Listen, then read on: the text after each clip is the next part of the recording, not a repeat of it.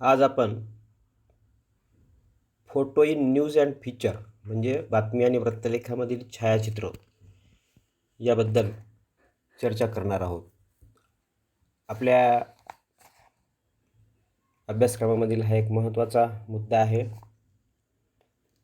बातमी आणि वृत्तलेखामधील छायाचित्र, त्याचं महत्त्व, त्याचे प्रकार, त्याची गरज हा एक महत्त्वपूर्ण मुद्दा आहे. मुद्रित माध्यमामध्ये विशेषतः वृत्तपत्रांमध्ये छायाचित्राचं एक विशेष महत्त्व आहे. वृत्तपत्र माध्यमांची स्पर्धा ही दूरचित्रवाणी माध्यमांशी आहे, चलचित्र माध्यमांशी आहे. त्यामुळं अलीकडच्या काळात वृत्तपत्र माध्यम अधिकाधिक छायाचित्रांचा वापर करत असताना आपल्याला दिसतं. छायाचित्र ही आता डिजिटल स्वरूपामध्ये प्रकाशित होऊ लागलेली आहेत, रंगीत स्वरूपामध्ये प्रकाशित होऊ लागलेली आहेत. त्यामुळे छायाचित्राचं महत्त्व अधिकच वाढल्याचं आपल्याला दिसून येतं. छायाचित्रामुळे वृत्तपत्रातील मजकुराची उपयुक्तता वाढते, त्याचं महत्त्व वाढतं. त्याचबरोबर ज्या बातम्या आहेत, ज्या वृत्तलेख आहेत, त्याबद्दलची विश्वासार्हतासुद्धा मोठ्या प्रमाणावर वाढते. कारण जी गोष्ट आपण छायाचित्राच्या माध्यमातून पाहतो ती 100% त्यापेक्षा जास्त प्रमाणात खरी आहे असा नागरिकांचा समज आहे.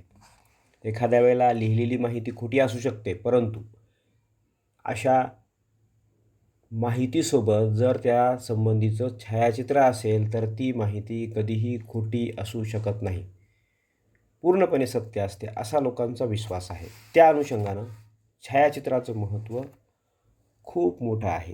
म्हणून आपल्याला असं दिसून येतं की सर्वच वृत्तपत्र प्रत्येक बातमीमध्ये, प्रत्येक वृत्तलेखामध्ये छायाचित्रांचा समावेश करत आहेत. संपादकीय पानावर, अग्रलेखामध्ये, स्फुटलेखामध्ये आणि लेखामध्ये कधीही छायाचित्र वापरलं जात नव्हतं, परंतु अलीकडच्या काळात अग्रलेखामध्ये सुद्धा छायाचित्र आपल्याला पाहायला मिळत आहेत. लेखामध्ये पण मिळत आहेत, स्फुटलेखामध्ये सुद्धा आपल्याला छायाचित्रांचं अस्तित्व पाहायला मिळतं आहे. हे कशाचं द्योतक आहे? छायाचित्रांच्या महत्त्वाचं. छायाचित्र महत्त्वाचं असल्यामुळेच या सगळ्या वृत्तपत्रातील प्रकाशित लेखन सामग्रीमध्ये त्याचा समावेश केला जात आहे. ज्या माहितीच्या अनुषंगानं, घटनेच्या अनुषंगानं छायाचित्र उपलब्ध होत नाही, त्या ठिकाणी रेखाचित्र, व्यंगचित्र, आलेख, नकाशे यांचाही वापर होत आहे. अर्थात हे सगळं साहित्य दृश्य स्वरूपाचं आहे. या ठिकाणी वाचकांना, नागरिकांना डोळ्याला काहीतरी दिसतं, ते वाचण्याची गरज नाही. रंगीत छायाचित्र सर्वच वृत्तपत्र प्रकाशित करतात. त्याचं कारण असं आहे की वृत्तपत्रातील मजकूर वाचून नागरिकांचे, वाचकांचे डोळे थकत असतात. म्हणून बातमीमध्ये किंवा वृत्तलेखामध्ये असं रंगीत छायाचित्र दिलं तर वाचक त्या ठिकाणी जाऊन ते छायाचित्र तर पाहतातच, पण त्याचबरोबर आपल्या डोळ्याला विश्रांती देतात. त्या मजकुराचं महत्त्व छायाचित्र वाढवतं. त्या मजकुराची सत्यता पूर्णपणे वाचकांना लक्षात आणून देतं. अशा पद्धतीचं छायाचित्राचं महत्त्व आपल्याला अतिशय अनन्यसाधारण असं सांगता येईल. आज आपण पाहतो प्रत्येक वृत्तपत्राच्या पानामध्ये 2, 4, 5 अशी छायाचित्र दिली जात आहेत. आणि त्यामुळं वृत्तपत्र हे काही प्रमाणात का होईना पण व्हिज्युअल होऊ लागलेली आहेत, दृश्य होऊ लागलेली आहेत. त्यामुळे वृत्तपत्र माध्यमाची स्पर्धा ही दूरचित्रवाणी माध्यमांशी होत आहे, काही प्रमाणात का होईना, परंतु वृत्तपत्र माध्यम दूरचित्रवाणी माध्यमांशी स्पर्धा करीत आपलं स्वतःचं अस्तित्व कायम टिकून आहे. आणि म्हणून आपल्याला छायाचित्र हे अतिशय महत्त्वाचे आहेत असं म्हणता येतं. अशा पद्धतीने आपल्याला छायाचित्रांचं महत्त्व सांगता येईल, पाहता येईल, त्याची माहिती मिळवता येईल. यानंतर आपण जाऊयात दुसऱ्या मुद्द्याकडे. तो मुद्दा आहे बातमीमधील छायाचित्रे. वृत्तपत्र, मुद्रित माध्यम प्रत्येक बातमीमध्ये छायाचित्र देण्याचा प्रयत्न करत आहेत, कारण त्या छायाचित्रामुळे बातमीची ओळख पटते. महापालिकेची बातमी असेल तर महापालिकेच्या गेट्सचं, महापालिकेच्या आवाराचं, महापालिकेच्या इमारतीचं छायाचित्र दिलं जात आहे.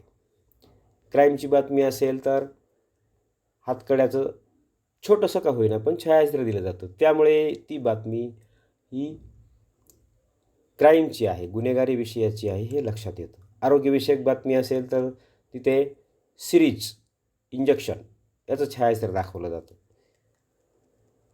आपण पाहतो सध्या कोविडचं वातावरण आहे. कोविडची बातमी असेल तर त्यामध्ये तोंडाला मास्क बांधलेल्या महिलेचं किंवा पुरुषाचं छायाचित्र दिलं जातं. असे बातमीमधील छोटे छोटे छायाचित्र त्या बातमीची सत्यता सांगत असतात. त्या बातमीचा विषय तात्काळ छायाचित्रांच्या माध्यमातून वाचकांच्या लक्षात आणून देतात. बातमीमध्ये छायाचित्रांचा वापर वाढलेला आहे. काही घटना, काही बातम्या अशा असतात की त्या संबंधानं छायाचित्र उपलब्ध होत नाही. त्या ठिकाणी रेखाचित्र, व्यंगचित्र, आलेख, नकाशे यांचा वापर केला जातो आणि त्या माध्यमातून बातमीचा विषय, बातमीची अतिशय महत्त्वपूर्ण आणि प्राथमिक माहिती सांगण्याचा प्रयत्न असतो. त्यामुळे त्या क्षेत्रातील वाचक ती बातमी आवर्जून वाचतात. शिक्षकासंबंधी बातमी असेल तर समोर बोर्ड आणि शिक्षक शिकवतो आहे अशा पद्धतीचं छायाचित्र अतिशय छोट्या स्वरूपात का होईना पण दिलं जाऊ लागलेलं आहे. त्यामुळे काय लक्षात येतं की ही बातमी शिक्षकासंबंधी आहे. मग अशी बातमी वाचण्यासाठी संबंध शिक्षक वाचक जेवढे आहेत ते तात्काळ आकर्षित होतात आणि ती बातमी आवर्जून वाचतात. आज अशी परिस्थिती आहे, छायाचित्राशिवाय बातमी दिली जात नाही, प्रकाशित केली जात नाही. तुम्ही जर अभ्यास केला काही वृत्तपत्रांचा तुमच्या लक्षात येईल की सिंगल कॉलमच्या बातमीमध्ये सुद्धा छोटं का होईना परंतु छायाचित्र दिलं जाऊ लागलेलं आहे. आणि विशेष म्हणजे ही सगळी छायाचित्रे रंगीत स्वरूपामध्ये दिली जात आहेत. रंगीत छायाचित्र हे वाचकांना बातमी वाचण्यासाठी जास्त आकर्षित करतं, वाचकांच्या डोळ्यांना विश्रांती देतं. हे पुन्हा मी तुमच्यासमोर मांडतो.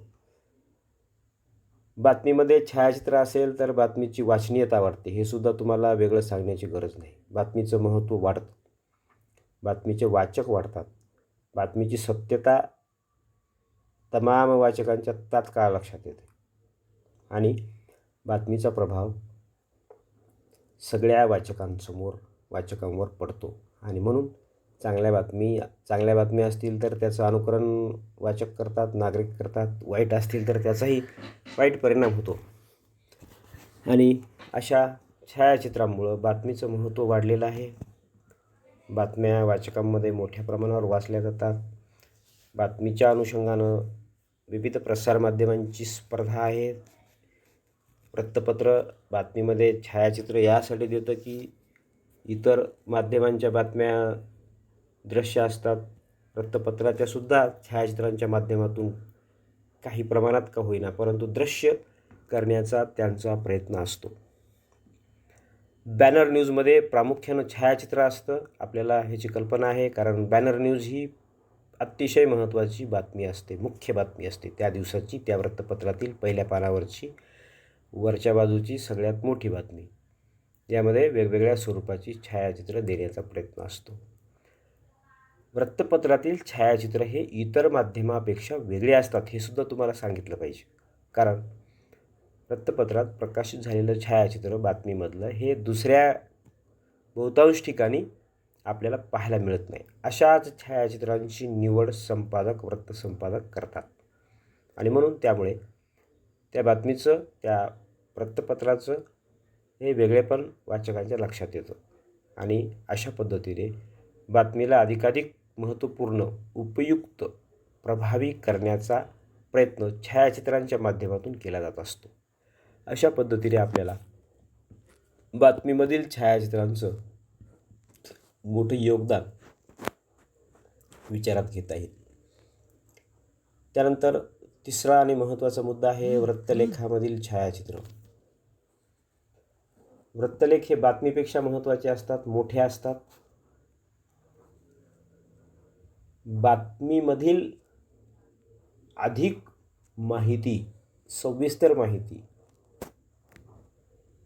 चर्चेद्वारे मांडलेली माहिती, साधक-बाधक माहिती ही वृत्तलेखामध्ये असते. आज आपण पाहत आहोत बातमीपेक्षा वृत्तलेखाला अधिक महत्त्व येऊ लागलेलं आहे, कारण वृत्तलेखाच्या माध्यमातून पत्रकार आपली मतं मांडू शकतात, सविस्तरपणे माहिती देऊ शकतात. बातमीला मर्यादा आहेत.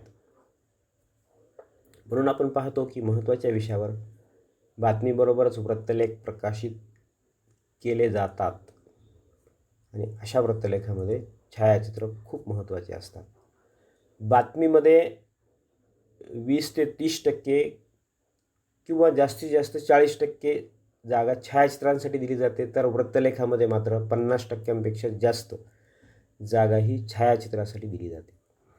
कमीत कमी 50% आणि जास्तीत जास्त 60-70% वृत्तलेखाची जागा ही छायाचित्रांना दिली जाते, कारण वृत्तलेखाचा सर्वाधिक प्रभाव हा त्यामधील छायाचित्रावर अवलंबून आहे.